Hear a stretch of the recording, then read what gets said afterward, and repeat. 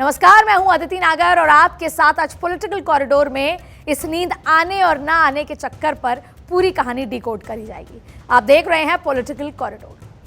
अब देखिए, exit poll के अनुमान भी ऐसे हैं कि चुनावी अखाड़े में उतरी हर पॉलिटिकल पार्टी के लिए कमोबेश हर राज्य में इतराने का भी मौका है और साथ में नींद भी उड़ाने का मौका है। अच्छा, सबसे पहले आपको बता दें कि ये 5 राज्यों की जंग केवल इन 5 राज्यों तक सीमित नहीं है। दस्तक जाहिर तौर पे दिल्ली में है क्योंकि आला कमान दिल्ली बैठे हैं, लेकिन इसकी दस्तक 2024 तक है क्योंकि ये चुनाव नैरेटिव तय कर रहे हैं 2024 से पहले का। और आपने देखा होगा पिछले 1 दशक में नैरेटिव, ये जो अनुमान है, ये काफी चुनाव में असर डालते हैं। अब ऐसे में मन में लड्डू भी फूट रहे हैं और दुगदुगी भी बढ़ चुकी है। और अगर फील गुड की बात करें तो बस इतनी पसंद के लिहाज से एग्जिट पोल करने वाली एजेंसी को देख लीजिए जो आपके पक्ष में है, आप उसको देख के खुश हो सकते हैं। फिर भी अनुकूल अनुमान नहीं दिखे तो एग्जिट पोल को खारिज कर दीजिए। राजनीतिक प्रक्रियाओं का लब्बो-लुबाब यही है। जैसे आपने देखा होगा, कभी कभी ईवीएम पे शिकायत होती है और कभी कभी वही ईवीएम सत्य की बात करते हैं, ये कहते हैं कि इस बार जनता ने जीत दिला दी। ठीक वैसा ही है यही एग्जिट पोल। अगर आपके पक्ष में है तो अच्छे हैं, पक्ष में नहीं है तो आप नकार देते हैं। दुनिया भर के लोकतांत्रिक देशों में चुनाव से पहले हवा का रुख बताने के लिए जिस तंत्र का इस्तेमाल किया जाता है उसे ही एग्जिट पोल कहते हैं। आपको बता दें, ये एग्जिट पोल है, अनुमान है, इसलिए कहीं ना कहीं ये कोशिश की जाती है कि रिजल्ट से पहले रिजल्ट बता दिया जाए। लेकिन अगर हम इतिहास देखें, जरूरी नहीं है कि जो एग्जिट पोल कहता है वो सही साबित हो। यही वजह है कि लोगों को एग्जिट पोल का इंतजार भी था, लेकिन अब एग्जिट पोल के बाद 3 तारीख का इंतजार है। तो चुनावी परिणामों से चंद रोज पहले एग्जिट पोल ने किसी को दुखी किया तो किसी को खुश कर दिया।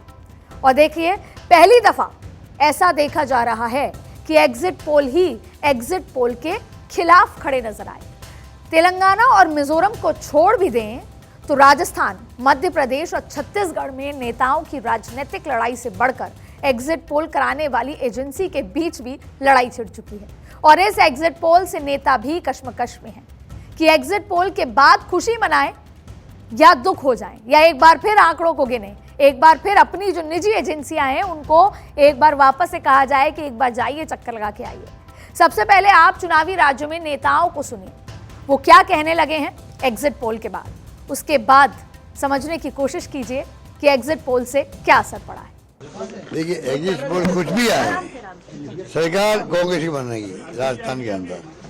5 राज्यों में बीजेपी कहीं नहीं आ रही है।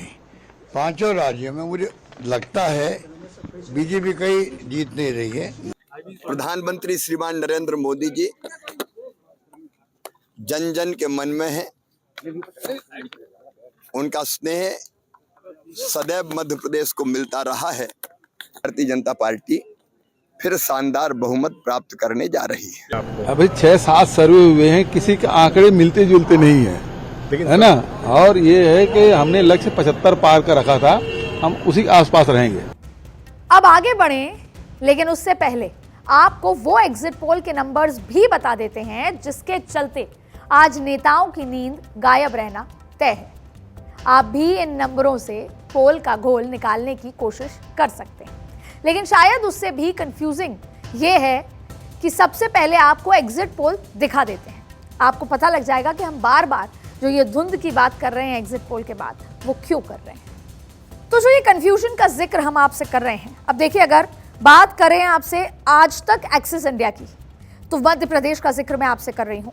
आज तक axis India Bharatiya Janata party को 140 से 162 दिखा रहा है, तो वहीं दैनिक भास्कर 95 से 115 दिखा रहा है। आपको बता दें कि मध्य प्रदेश में 230 सीटों पर चुनाव हुआ था। ऐसे में अगर इंडिया टीवी CNX 140 से 150-55 से ज्यादा दिखा रहा है, तो वहीं ABP 94 से 114 यानी 114 के बीच दिखा रहा है। तो जो हम बात कर रहे हैं कि एक एग्जिट पोल दूसरे के सामने जाके खड़ा होता है, तो ये एग्जिट पोल यही दावा कर रहे हैं और अलग अलग बातें कर रहे हैं। और यही वजह है कि हम बार बार ये कह रहे हैं कि कंफ्यूजन की स्थिति है और आज की रात नेता सो नहीं पाएगा। अब अगर बात आपसे करें छत्तीसगढ़ की, तो छत्तीसगढ़ में ज़्यादातर जो एग्जिट पोल्स हैं उन्होंने कांग्रेस की बढ़त बताई है, लेकिन उसके बावजूद भी आंकड़ों में फ़र्क काफ़ी ज़्यादा देखने को मिला है। इसके साथ राजस्थान भी काफ़ी मैजिकल इसलिए है क्योंकि जहां एक तरफ TV9 भारतवर्ष ने भारतीय जनता पार्टी की सरकार बनते हुए दिखाया, तो वहीं अगर हम बात दूसरे नवभारत टाइम्स ने भी भारतीय जनता पार्टी को काफ़ी आगे दिखाया और कांग्रेस को एकदम 56 से 72 दिखाया, तो वहीं चाणक्य ने कांग्रेस की सरकार बनते हुए दिखाई और काफ़ी आगे भारतीय जनता पार्टी से काफ़ी आगे दिखाया। तो ये कंफ्यूजन की वजह है जब आज नेता करवटें बदलेगा लेकिन सो नहीं पाएगा। तो अब इस एग्जिट पोल के बाद सवाल उठने लगे हैं। सवाल है कि क्या अभी भी गहलोत का जादू जिंदा है? क्या रण में महारानी है तो कहानी अभी महारानी की बाकी है? क्या मध्य प्रदेश में लाडली योजना ने चमत्कार किया है? क्या मध्य प्रदेश में शिवराज का राज तय है? मध्य प्रदेश में कमलनाथ कह रहे हैं कि टेलीविजन नहीं विजन से आएगा परिणाम, और अब ये आशा का भाव है या निराशा का भाव? जेपी नड्डा का विनर इमेज क्रिएट होगा या नहीं, क्योंकि इससे पहले हिमाचल चुनाव भी हो चुके हैं और कर्नाटक चुनाव भी। ऐसे में इन 5 राज्यों के बाद जेपी नड्डा का ग्राफ कहां जाएगा? साथ ही मल्लिकार्जुन खड़गे की चुनावी कारीगरी काम आएगी या नहीं, क्योंकि कर्नाटक में कुछ और मामला था और बाकी 5 राज्यों में कुछ और।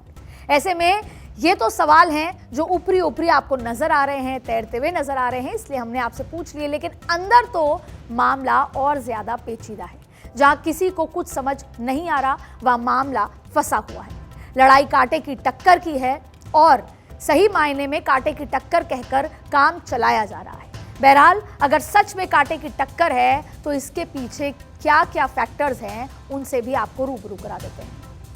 देखिए, सबसे पहले अगर राजस्थान का जिक्र कर लेते हैं और इन जनरल भी बात करते हैं। राजस्थान में जो ये वोट परसेंटेज बढ़ा है, 0.75% जो वोट बढ़े हैं, इसका स्विंग कहाँ होता है?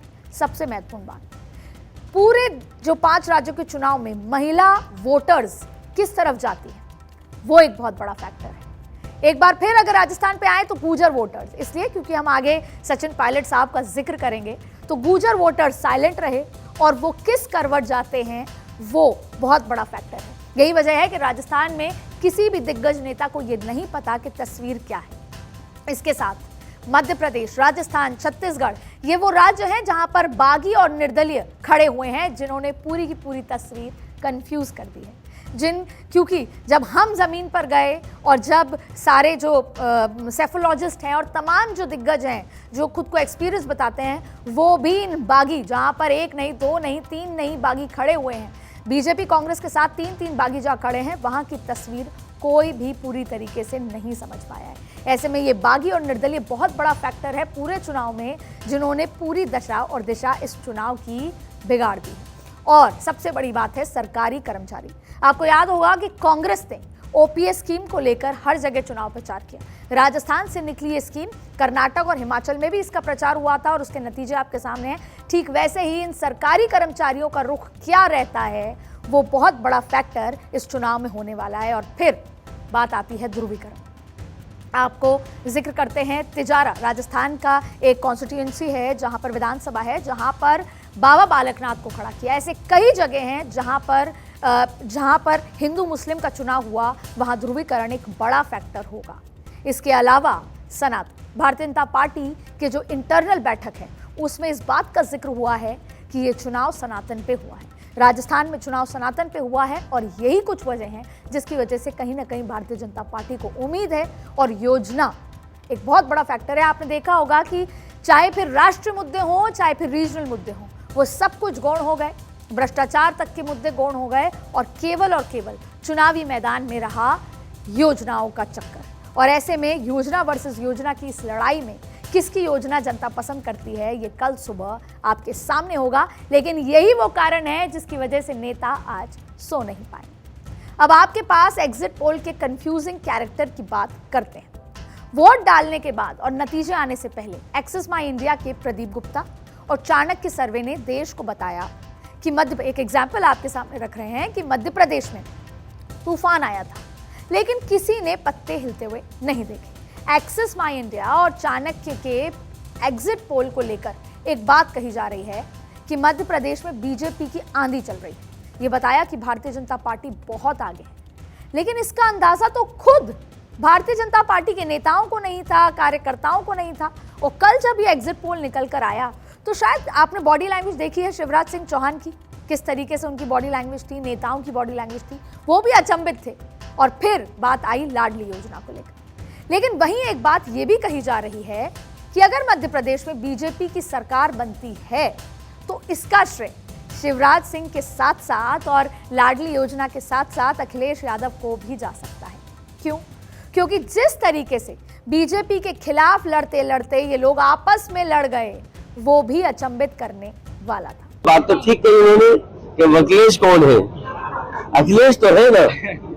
तो अगर ये बातें अगर कहेंगे तो समाजवादी पार्टी भी इन बातों को कह सकती है, लेकिन उन उलझनों में हम नहीं फंसना चाहते। कमलनाथ जी से हमारे संबंध बहुत अच्छे हैं और नाम देखो इनका कितना अच्छा है, जिनके नाम पे ही कमल हो, जिनके नाम में ही कमल हो, तो अखिलेश ही कहेंगे और क्या, अखिलेश तो नहीं कहेंगे ना। सर अखिलेश यादव ने आरोप लगाया कि कांग्रेस ने धोखाबाजी की है। अरे भाई छोड़ो, सर अखिलेश यादव ने आरोप लगाया कि कांग्रेस ने धोखाबाजी की है। अरे भाई छोड़ो। ऐसे में वहीं दूसरी तरफ राजस्थान में एग्जिट पोल आते ही मुख्यमंत्री अशोक गहलोत, राज्यपाल कलराज मिश्र के साथ मुलाकात, एक कर्टसी मुलाकात की तस्वीर सामने आई। और जब ऐसा समय चल रहा होता है तो बॉडी लैंग्वेज देखी जाती है। तो अशोक गहलोत की बॉडी लैंग्वेज को सबने पढ़ा और ये समझा कि कहीं ना कहीं कॉन्फिडेंट नजर आ रहे हैं, लेकिन असली तस्वीर कल सुबह साफ होगी। वहीं दूसरी तरफ एक वीडियो वायरल हो रहा है। वसुंधरा राजे, जो कि राजस्थान की आयरन लेडी कही जाती हैं, हालांकि इस चुनाव में थोड़ा फ्रंट पे नहीं रहकर साइड में रहीं, चुप रहीं, जो उनका कैरेक्टर नहीं है।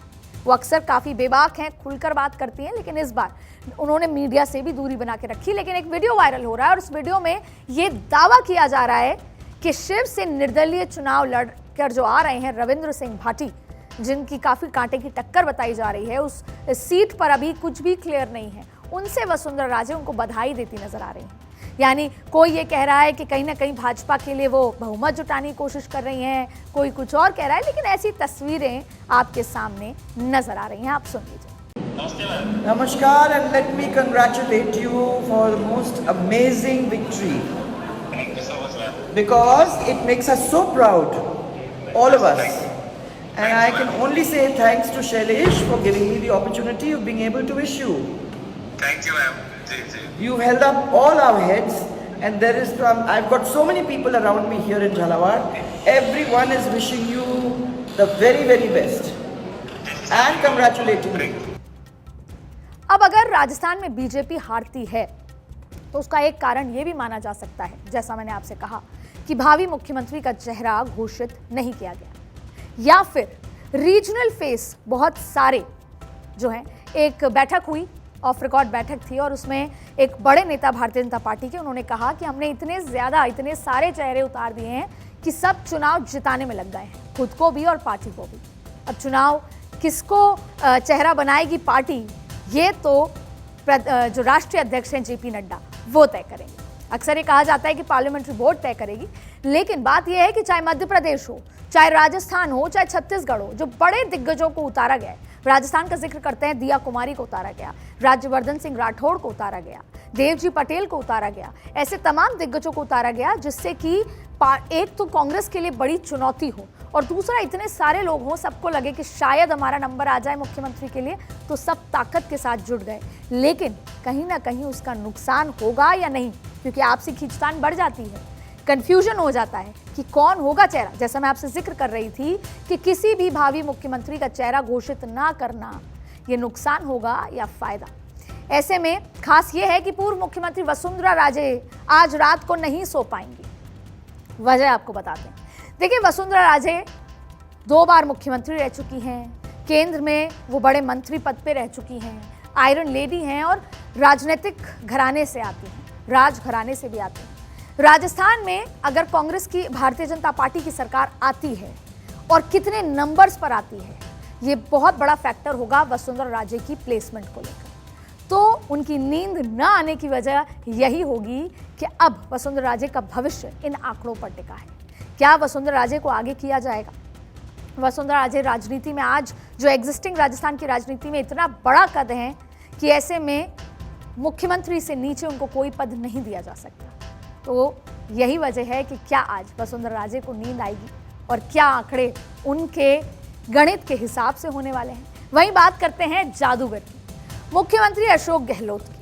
अब देखिए, अशोक गहलोत कल सुबह का इंतजार करेंगे, आज करवट बदलेंगे।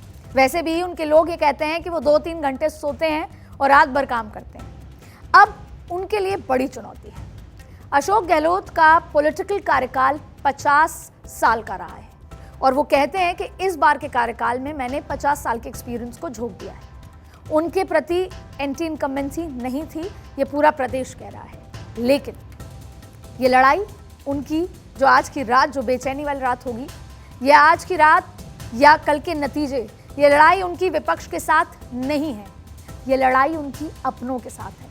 और आपको पता है कि जब लड़ाई अपनों के साथ होती है तो फिर दिल से आदमी चुनाव में लगा भी और दिल से इंतजार करता है नतीजों का। यही वजह है कि आज उनको नींद नहीं आएगी, क्योंकि 5 साल जिस तरीके से उनकी आपसी खींचतान रही, ये सवाल उठा कि जब जब अशोक गहलोत मुख्यमंत्री रहे उसके बाद वो सरकार रिपीट नहीं करा पाए। ये चुनौती, वो एक बार उन्होंने कहा भी है कि मेरी आखिरी इच्छा है कि मैं सरकार रिपीट करूं और जीत कर सोनिया गांधी को ये प्रदेश दूं, इसीलिए कहा जा रहा है। अब बात करते हैं, अब जाहिर तौर पे अशोक गहलोत की बात हो और सचिन पायलट की बात ना हो, ऐसा नहीं हो सकता। तो पायलट साहब, उनका भी करियर, अस्तित्व, इमेज, भविष्य, आगे की प्लानिंग इस चुनाव और उनके नतीजों पर टिकी हुई है। ऐसे में आपने देखा होगा कि सचिन पायलट 2018 में जितना एक्टिव थे, इस बार नहीं थे, थोड़ा नाराज भी थे। और यही वजह है कि हमने कहा कि जो गुर्जर वोट बैंक है उनका रुख किस तरफ होगा, और ये कल सुबह के नतीजे आपको साफ साफ बता देंगे। सचिन पायलट चुप भी थे और जैसा जैसा पार्टी ने कहा उन्होंने किया भी। हालांकि दोनों एक मंच पे अलग से नहीं दिखाई दिए, एक्सेप्ट जब आला कमान थे। यही वजह है कि सचिन पायलट को आज नींद नहीं आएगी, क्योंकि इन नतीजों पर उनका भविष्य टिका हुआ है। अब बात, ऐसे बहुत सारे नाम हैं, हम राजनीतिक जो भविष्य दाव पर लगे हुए हैं उसमें सबसे बड़ी फहरिस्त और सबसे बड़े रिस्क उन बागियों का भी है। हम मध्य प्रदेश की बात करेंगे, हम छत्तीसगढ़, मिजोरम, तमाम राज्यों की, लेकिन इन सारे राज्यों में जो बागी खड़े हुए हैं, दरअसल आपको बता दें कि जिन जिन की टिकट कटी और बड़े बड़े नेताओं की कटी, तो वो नाराज हो गए और बागी खड़े। कई लोगों को बैलेंस कर लिया गया इस उम्मीद के साथ कि उनको कुछ बड़ा मिलेगा, लेकिन ज्यादातर बागी खड़े रहे, जिसकी वजह से कंफ्यूजन है। अब अगर बात करें तो बहुत सारे ऐसे लोग हैं जो प्रत्याशी हैं, जो चुनाव में उतरे हैं, और उनके लिए अगर जीत ना मिली तो सिर्फ एक चुनाव वो नहीं हारेंगे, बल्कि शायद अपना पूरा राजनीतिक भविष्य हार जाए। चित्तौड़गढ़ सीट से चंद्रभान आक्या, राजस्थान की मैं जिक्र कर रही हूँ, शिव विधानसभा सीट पर रविंद्र सिंह भाटी, डीडवाना सीट से यूनुस खान, खंडेला सीट से बंशीधर बाजिया और डग से रामचंद्र सुनारीवाला, मनोहर थाने से कांग्रेस के बागी कैलाश, और ऐसे लंबी फहरिस्त है। राजस्थान में भी, मध्य प्रदेश में, छत्तीसगढ़ में ना सिर्फ बागी, जो एमपीज उतरे हैं, जो मंत्री उतरे हैं, इन सभी के लिए उनके भविष्य की लड़ाई है। राजस्थान की अगर बात करें तो राज्यवर्धन सिंह राठौड़ केंद्र में मंत्री रह चुके हैं और चुनाव में वो झोटवाड़ा से उतरे हैं और ये माना जा रहा है कि वो सीट फंसी हुई है। अब आप देखिए, जो केंद्र में मंत्री रह चुके, आईएनबी मिनिस्टर रह चुके, अगर वो सीट फंसी हुई है तो फिर किस तरह का स्थिति है। और यही वजह है कि आज राज्यवर्धन सिंह राठौड़ भी नहीं सोएंगे। ये सभी आज बागी कहलाए जा रहे हैं, लेकिन शायद हो सकता है कि कल को किंग मेकर कहलाए जाएं या शायद राजनीतिक दुनिया में गुमनाम हो जाए, कुछ भी हो सकता है। एग्जिट पोल खुद कंफ्यूज है कि इन्हें किस बॉक्स में, किस श्रेणी में रखा जाए। यही वजह है कि इस बार अशोक गहलोत के लिए चुनौतियां बहुत ज्यादा हैं। वसुंधरा राजे की मैंने आपसे बात करी, सचिन पायलट का जिक्र किया, कुछ ऐसा ही हाल मध्य प्रदेश का है। मध्य प्रदेश में पहले माना जा रहा था कि बीजेपी के खिलाफ एंटी इनकम्बेंसी है बहुत ज्यादा, और संघ का एक कहीं ना कहीं मध्य प्रदेश में, क्योंकि मध्य प्रदेश प्रयोगशाला संघ की मानी जाती है, तो मध्य प्रदेश में कहीं ना कहीं संघ का भी बहुत ज्यादा हस्तक्षेप नहीं कहेंगे, लेकिन इंटरेस्ट कह सकते हैं। तो ऐसे में अब क्या फिर एक बार शिवराज सिंह चौहान की लाडली योजना के चलते अगर भारतीय जनता पार्टी इन आंकड़ों के लिहाज से जीतती है तो ये माना जाए कि शिवराज सिंह के सिर पर जीत का सेहरा बंधेगा? ऐसे तमाम सवाल हैं जिनको हम आगे लेंगे, या यहीं से पूरी लड़ाई कांटे की हो जाती है, क्योंकि यहाँ पर बहुत सारे लोग मैदान में उतरे हैं। एग्जिट पोल ने यहाँ भी सहारा देने की बजाय नेताओं को तनाव दे दिया है। कई जगह ये कहा गया है कि बीजेपी रिपीट कर रही है, तो कई जगह कहा गया है कि कांग्रेस आ रही है। ऐसे में एग्जिट पोल के बाद दोनों तरफ के नेताओं का ये कहना है, वो भी आप सुनिए। कांग्रेस के सभी कार्यकर्ता पूरी ताकत से मैदान में आ जाएं। भाजपा चुनाव हार चुकी है। कुछ एग्जिट पोल जानबूझकर इसीलिए बनाए गए हैं कि कांग्रेस कार्यकर्ता निराश हों और झूठा माहौल दिखाकर अधिकारियों पर दबाव बनाया जाए। ये षड्यंत्र कामयाब होने वाला नहीं है। भारतीय जनता पार्टी भारी बहुमत से सरकार बनाने जा रही है। कुल मिला के समाज के हर वर्ग में भारतीय जनता पार्टी को अभूतपूर्व समर्थन मिला है और हम भारी बहुमत से यहाँ सरकार बनाने जा रहे हैं। कितनी सीटों का? तो यहाँ ये बात कहना गलत नहीं होगा। अगर मध्य प्रदेश में उलटफेर होता है तो यहाँ भी कारण वही रहेगा जो राजस्थान के लिए कहा जा रहा है। मध्य प्रदेश में बहुत सारे भारतीय जनता पार्टी ने बहुत सारे चेहरे, दिग्गज चेहरों को उतारा, लेकिन फिर भी भावी मुख्यमंत्री का नाम घोषित ना कर। रीजनल पॉलिटिक्स अलग तरीके से होती है। कई बार भारतीय जनता पार्टी के ही नेताओं ने दबी जुबान कहा कि कर्नाटक से कुछ सीखकर छत्तीसगढ़, मध्य प्रदेश, राजस्थान में कुछ अलग होगा, लेकिन ऐसा नहीं हुआ, बल्कि बहुत सारे चेहरे उतार दिए गए। स्ट्रैटेजी में बदलाव हुआ, पर अलग तरीके से। हालांकि मुख्यमंत्री शिवराज सिंह चौहान ने वैसी ही मेहनत की जैसे वो पूर्व में करते रहे, लेकिन नाम घोषित कर दिया जाता तो शायद कुछ और बात होती। अब आपने वैसी मेहनत की, उसकी बात कर लेते हैं। तो यहाँ हमारा मतलब है दिल से की गई मेहनत। वो नेता कब नहीं करते, उसके लिए आपको कैलाश विजयवर्गीय का वो चुनाव प्रचार के टाइम वाला वीडियो देखना चाहिए। लड़ने की इच्छा ही नहीं थी, एकदम 1% भी इच्छा नहीं थी। एक माइंडसेट होता है ना लड़ने का, अपने को तो जाना भाषण, अब बड़े नेता हो गए, अब हाथ जोड़ने का जाती तो भाषण देना और निकल जाना, भाषण देना और निकल जाना, ये सोचा था हमने। तो हमने तो प्लान ये बनाया था कि रोज 8 सभा करनी है, 5 हेलीकॉप्टर से और 3 कार से। इस प्रकार रोज 8 सभा करनी है इस पूरे चुनाव में, और ऐसा प्लान भी बन गया था। या एग्जिट पोल ने अगर किसी की सबसे ज्यादा नींद उड़ाने का काम किया है तो वो ये है। मुरैना जिले के दतिया सीट से चुनाव लड़ रहे केंद्रीय मंत्री नरेंद्र सिंह तोमर, इनका जिक्र आपने मध्य प्रदेश चुनाव के लिहाज से बार बार सुना होगा, और चुनाव से पहले आपने केंद्र में जब कभी एग्रीकल्चर को लेकर, किसान को लेकर बड़े फैसले हुए, तब इनका जिक्र सुना होगा। जब नरेंद्र सिंह तोमर का नाम लिस्ट में आया तो पूरा मध्य प्रदेश और केंद्रीय मंत्री और जाहिर तौर पे कई जनता चौंक गई थी। उसके बाद नाम और भी आए। नाम जैसे अगर बात करें, निवास से सांसद फग्गन सिंह कुलस्ते, सीधी से रीति पाठक, और इसके अलावा गाडरवारा में सांसद उदय राव प्रताप सिंह, नरसिंहपुरा विधानसभा सीट से केंद्रीय मंत्री प्रहलाद पटेल, ये भी एक बहुत महत्वपूर्ण नाम है, ओबीसी समुदाय से आते हैं, और इनका सिक्का इनको भी उतारा गया और तब काफी चर्चा में आए, जो कि अपने छोटे भाई की सीट पर चुनाव लड़ रहे हैं। और ये उनका पहला विधानसभा चुनाव है, लेकिन उनको भी इस चुनाव के नतीजों से उम्मीद बहुत ज्यादा है, और यही वजह है कि उनकी नींद आज रात की खराब होगी। अब बात करते हैं ज्योतिरादित्य सिंधिया, कांग्रेस से बागी। कांग्रेस लगातार आरोप लगाती रही, लेकिन ज्योतिरादित्य सिंधिया भी राज्यसभा में सांसद हैं, केंद्रीय मंत्री भी हैं, लेकिन इनका आगे का भविष्य इन चुनाव के नतीजों पर निर्भर है। दरअसल क्या है कि ये लोकसभा चुनाव लड़ेंगे, लेकिन इनके इलाके में परफॉर्मेंस भाजपा का कैसा रहता है, उस पर बहुत बड़ा दायित्व है। ज्योतिरादित्य सिंधिया के लिए उनकी साख का सवाल है। ये वो नेता हैं जिनकी साख और राजनीतिक भविष्य सब कुछ दांव पर लगा हुआ है, और एग्जिट पोल के बाद इनका बेचैन नजर आना लाजमी। अब जैसा मैंने मध्य प्रदेश के लिए कहा कि मुख्यमंत्री कौन होगा, यहाँ पर भी यही कंफ्यूजन है, इसलिए बहुत सारे लोगों को उतार दिया गया। तो 3 तारीख के बाद अगर सरकार बनती है, रिपीट होती है, तो भी इनको नींद अगले 2-3 दिन नहीं आनी है। लेकिन फिलहाल आज की रात ये लोग करवट बदलते रहेंगे, सो नहीं पाएंगे। अब बात कर लेते हैं छत्तीसगढ़ की। छत्तीसगढ़ में मामला उतना ही फंसा तो नजर नहीं आ रहा, लेकिन सब कुछ साफ साफ भी नजर नहीं आ रहा। एग्जिट पोल ने भूपेश बघेल को तो थोड़ी राहत दी है, और कहीं ना कहीं कल चेहरे पे भी दिखी, लेकिन ऐसा भी नहीं है कि आफत टल गई है। 3 दिसंबर को क्या नतीजे रहेंगे वो भी आना बाकी है, लेकिन यहाँ भी वो फैक्टर्स हैं जो एग्जिट पोल के बाद नेताओं की नींद उड़ाने के लिए काफी हैं। यहाँ चुनाव के आखिरी दौर तक आते आते कांग्रेस आलाकमान ने भूपेश बघेल को ऐसे प्रोजेक्ट नहीं किया जैसे वो पहले कर रहे थे। सीएम पद का चेहरे की तरह नहीं प्रोजेक्ट किया। भूपेश हैं तो भरोसा है, इस तरह के पहले स्लोगन आए, लेकिन ये माना जा रहा है कि बाद में वो बैनर पोस्टर हटा दिए गए। बीजेपी की तरफ तो क्लियर ही नहीं था कि अगर पार्टी जीतती भी है तो कौन होगा मुख्यमंत्री। और आपसी में भी जब बैठकें हुई, जब चर्चा हुई, तो प्रभारी से लेकर तमाम लोगों की यही चिंता थी कि पिछले 5 साल में जब विपक्ष में थी पार्टी तो ओबीसी बहुत बड़ी वहां पर परसेंटेज में भारतीय जनता पार्टी छत्तीसगढ़ में है, भारतीय जनता पार्टी ने ओबीसी कोई नेता खड़ा नहीं किया, एससी कोई नेता खड़ा नहीं किया।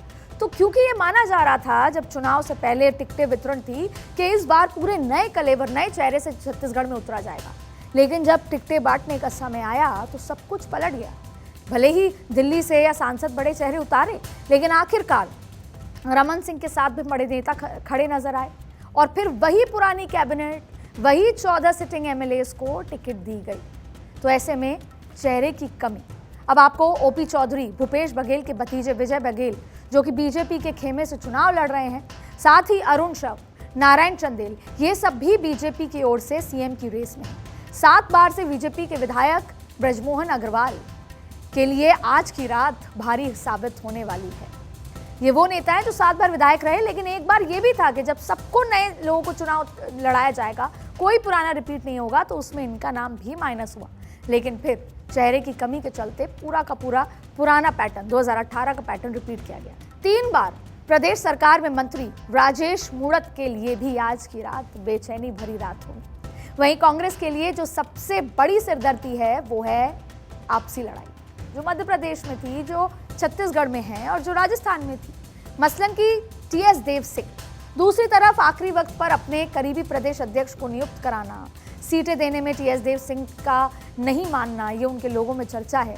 ये वजह है जिसके चलते भी कल जब ये एग्जिट पोल निकल कर आए थे, वहां पर कहीं ना कहीं जो टीएस देव सिंह के चेहरे पर वो मुस्कुराहट नहीं थी जो होनी चाहिए थी, क्योंकि उनको इस बात का डाउट था कि क्या इस 5 साल भी मैं डिप्टी सीएम ही बना रहूंगा, क्या इस 5 साल भी वही होगा जो पिछले 5 साल हुए।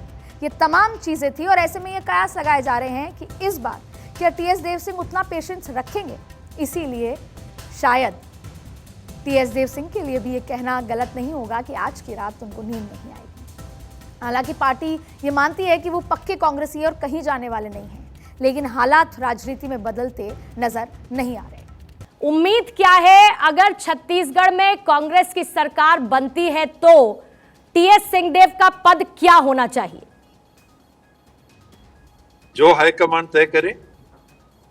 पिछले 5 साल के अनुभव के बाद तो मैं बिल्कुल दृढ़ इस विचार का हूं कि ये स्पेकुलेशन नहीं होना चाहिए, इसमें बहुत नुकसान होता है और बहुत अटपटी स्थितियां बनती है, बहुत परेशानियां होती हैं, तो बिल्कुल इसमें नहीं जाना है। वही बात तेलंगाना की। तेलंगाना में भी मामला कुछ इस कदर फंसा है कि नेताओं को आज नींद आना मुश्किल है। इसे आप ऐसे समझिए कि तेलंगाना में बीआरएस की जगह कांग्रेस आ सकती है, क्योंकि मैं वहां खुद गई और वहां पर लोग खुलकर बता रहे थे, जैसे राजस्थान में साइलेंट वोटर है, छत्तीसगढ़ में भी साइलेंट वोटर था, मध्य प्रदेश में महिलाएं बहुत खुलकर बोल रही थी, लेकिन तेलंगाना में सब खुल के बता रहे हैं। ऐसे में एग्जिट पोल कह रहे हैं, वो भी वही बात कह रहे हैं। इसके बाद ही बीआरएस के नेताओं में हलचल तेज हो गई जब एग्जिट पोल निकल कर आए। साथ ही यहाँ बीजेपी के बैकफुट पे आने को लेकर एक धड़ा ये कह रहा है कि अगर स्टेट प्रेसिडेंट बंदी संजय कुमार को हटाते नहीं तो कहीं ना कहीं भारतीय जनता पार्टी आगे नजर आती। ये भारतीय जनता पार्टी की बड़ी भूल है और ये सिर्फ बीजेपी के लोग नहीं कह रहे, ये वहां की जनता कह रही है। चुनाव से 6 महीने पहले बंदी को हटाना बीजेपी के बीते 9 साल में सबसे बड़ा ब्लंडर बताया जा रहा है, चाहे फिर वहां के एनालिसिस्ट, वहां की जनता, वहां के तमाम लोग इस बात का जिक्र कर रहे हैं। अब तेलंगाना में कांग्रेस के पीसीसी अध्यक्ष रेवंत रेड्डी जो सीएम रेस में सबसे आगे हैं और सीएम के इनकी भी नींद बहुत ज़्यादा आज की रात नहीं आने वाली, क्योंकि ये सीएम रेस में हैं और ये पूरी तरीके से इन्वॉल्व थे। ऐसे में इनका भविष्य और आगे की तस्वीर इस पर टिकी है। वहीं सीएम केसीआर, उनकी बेटी, तेलंगाना में जो बीजेपी अध्यक्ष जी किशन रेड्डी, ये तमाम वो लोग हैं जो इस फहरिस्त में आते हैं कि आज की रात करवटें बदलेंगे। इन सभी के लिए आसान नहीं होगा आज की। अब यहाँ सबसे दिलचस्प बात समझिए, चुनाव में जो सबसे अहम चीज़ होती है वो होता है पैसा। जी हाँ, नेता, रणनीति, प्रचार प्रसार, हर चीज़ के कोर में है पैसा। आपने देखा होगा कि तेलंगाना में 300 करोड़ से ज़्यादा पैसा पकड़ा गया इलेक्शन कमीशन द्वारा। ऐसे तमाम राज्यों की बात है। ऐसे में तेलंगाना कांग्रेस के हाथ जाता है तो ये बीजेपी के लिए सबसे बड़ी टेंशन की बात होगी। क्यों? देखिए, 2024 में चुनाव में खर्च होता है, तो ऐसे में तेलंगाना कहते हैं कि फिनेंस के मामले में सबसे ताकतवर स्टेट माना जाता है, छत्तीसगढ़ ताकतवर स्टेट। तो कहीं ना कहीं फिनेंस के मामले में कांग्रेस की जो पीठ है वो काफ़ी मजबूत होगी और ये भारतीय जनता पार्टी के लिए काफ़ी दिक्कत की बात है।